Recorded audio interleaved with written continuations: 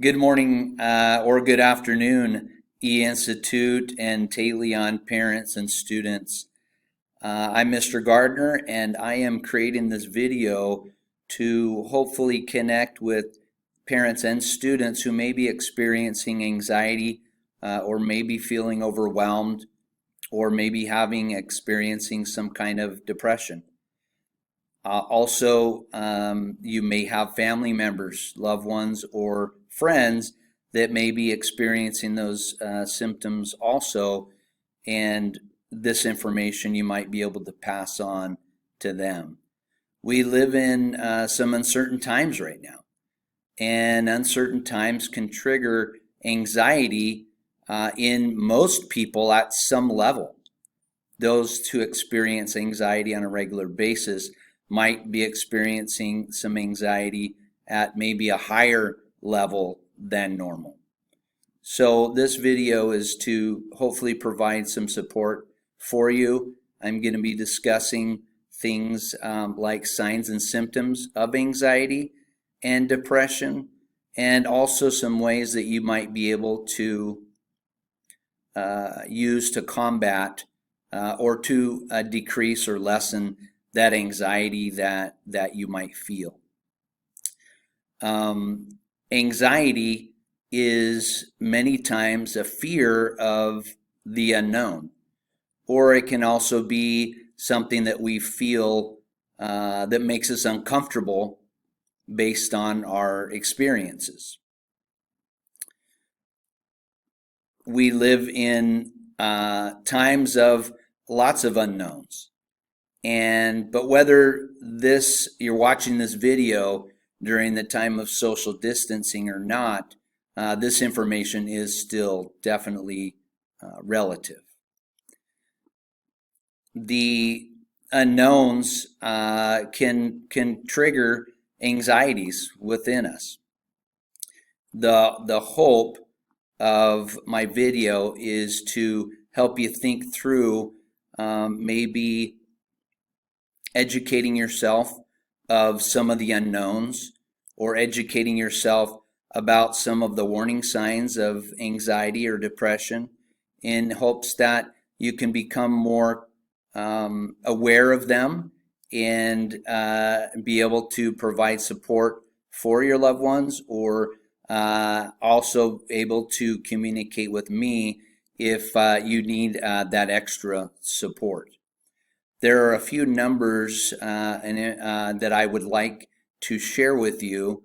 If you are experiencing high levels of anxiety that may be to the point that you are having thoughts of a suicide, or wishing or hoping that maybe you were dead, that is definitely a concern.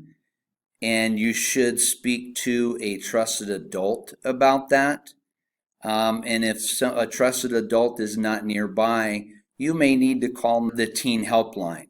The teen helpline is 602-248-8336. That is a 24-hour service provided support for those who are overwhelmed, or may even be experiencing some suicidal thoughts, or thoughts that are putting them in danger. Reading articles and news feeds can be helpful in understanding a little bit more about what's going on. It's important, though, to make sure that your sources are definitely ones that are reliable. This time is not a time to listen to rumors that may cause you to have more anxiety. Educating yourself is important, but you also need to, at this time, limit yourself, because the amount of information that's out there can be overwhelming. One way that you might be able to work through this, especially if reading news feeds and articles gives you lots of anxiety, you may just check in with a parent or a friend or family member to ask them to kind of update you on things that are currently happening. The more you're aware, the less things are unknown, and sometimes this can decrease your anxiety level. I'm going to share with you some signs and symptoms that somebody might experience if they're experiencing anxiety or depression. But just be aware that just because you're experiencing one or two of these things does not mean that you are experiencing overwhelming anxiety or even depression. For teenagers, it's not uncommon to have mood swings from time to time or have a difficulty with sleep patterns as well. So here are some of the signs that somebody might experience. First of all, withdrawing from activities that you previously enjoyed, especially if you drop them altogether. Isolating yourself more than normal, staying in your bedroom, or not coming out when family or friends come over. Change in sleep patterns, both if you're sleeping too much or if you're not sleeping enough. A decrease in energy or also an increase of energy can also be a sign. A change in mood or irritability, maybe if you're really quick to anger. If you worry excessively or are excessively fearful or maybe even possibly paranoid. Difficulty making simple decisions can also be a sign. Difficulty taking care of your own hygiene, not wanting to take a shower or brush your teeth or comb your hair. There are also some symptoms that I'll share with you. The symptoms might be rapid heartbeat, regular headaches, regular stomach aches, or maybe an overall lack of energy. Maybe you're feeling in a fog mentally, or you're feeling confused or disoriented, frequently crying or possibly emotional. This is not an exhaustive list. These are just some of the more common signs and symptoms. It's also important to be aware that it is usually the intensity or frequency of multiple symptoms combined together that is a stronger indication that somebody is overwhelmed or highly anxious or maybe feeling very depressed as well. Another indicator is if you are avoiding things like going to work, or if you are avoiding going to school.